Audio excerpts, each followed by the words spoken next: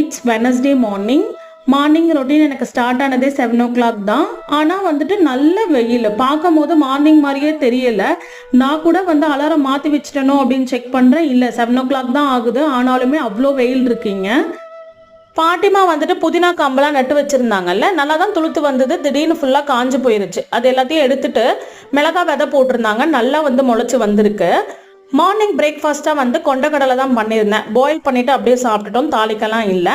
Afternoon லஞ்சுக்கு வந்துட்டு வத்த குழம்பு பண்ணலான்னு சொல்லி தான் பூண்டை எடுத்தேன் உரிக்கலான்னு சொல்லிட்டு.